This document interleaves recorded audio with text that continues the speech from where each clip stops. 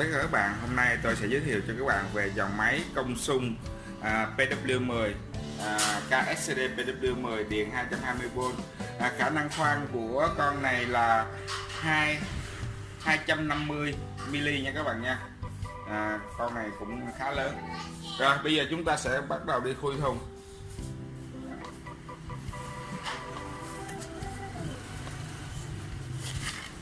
Rồi bên trong thùng cái này là máy PW10 các bạn ạ. Đây đầu tiên chúng ta sẽ bắt gặp là bộ phụ kiện của máy PW10, bao gồm có một tay quay, một cờ lê và khóa lục giác và hai con ốc để định vị chúng ta khoan nha các bạn nha. Hai ốc định vị này thì khi nào các bạn xài hết thì các bạn đi ra ngoài thị trường mua cũng khá là rẻ. Rồi tiếp tục là sách hướng dẫn sử dụng. Đây, sách hướng dẫn sử dụng nó thì có PW4, PW6, PW10 và PW14 nha các bạn nha. Rồi các bạn có thể tham khảo, đây là thông tin của nhà máy Công của tại Hàn Quốc. Đây là hàng chính hãng Công ở Hàn Quốc. Rồi còn chúng ta bắt đầu khui bên trong.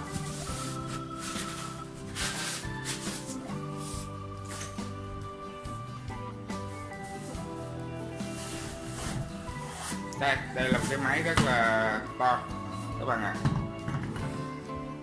Đây các bạn có thể tham quan, đây là máy PW10 của chúng ta. Đây là tem PW10 của Hàn Quốc các bạn ạ. Thông số kỹ thuật nó là điện áp là 220V, cường độ ampe của nó là 9A, 50Hz, 60Hz. Công suất của nó là 2400W các bạn ạ. So với một số công suất của máy Trung Quốc thì nó để là 3800 hay 4000, đó thực tế là công suất ảo các bạn ạ.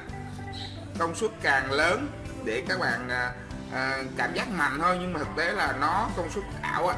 Công suất nó khoảng tầm 1500 là hết cỡ.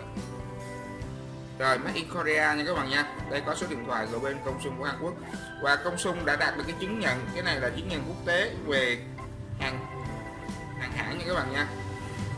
Rồi chúng ta sẽ đi quanh cái máy Công PW10. Các bạn có thể máy của Hàn Quốc thông thường nó sẽ là cây thanh trượt của nó bằng nhôm nha, nhôm đặc không nguyên khối. Còn máy Trung Quốc thì nó là nhôm, là sắt thông thường, nên nó rất là gây hiện tượng rỉ và sét.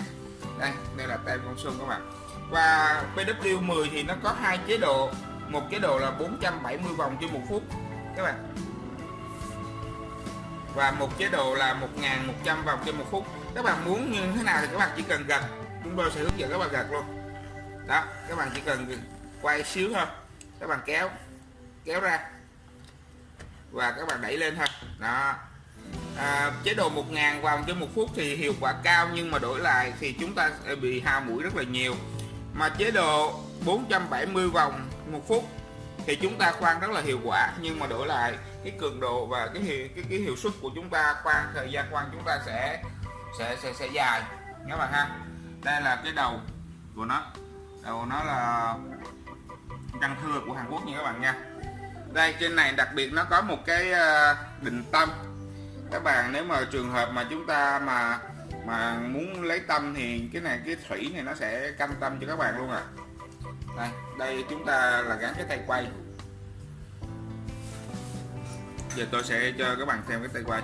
Đó, chúng ta sẽ gắn cái tay quay như vậy thôi, và chúng ta quay lên quay xuống thôi các bạn ạ. Rồi đây là công tắc các bạn nha, công tắc on và off.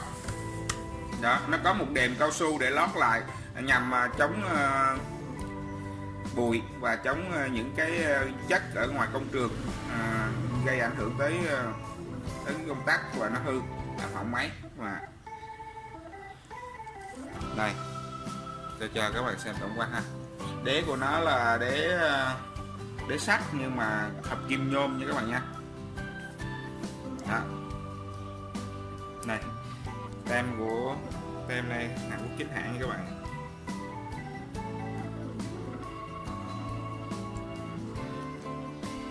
Dây rất là to, rất là đẹp các bạn ha.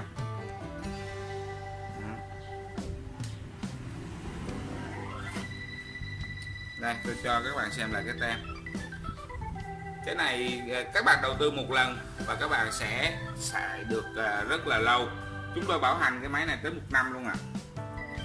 Rồi, tôi vừa giới thiệu xong cho các bạn về dòng máy khoan đúc lại bê tông Hàn Quốc Kongsung PW10. Các bạn có yêu thích kênh của tôi, các bạn có thể nhấn subscribe để hỗ trợ tôi làm một số hàng chính hãng mới. Xin chân thành cảm ơn và hẹn gặp lại các bạn.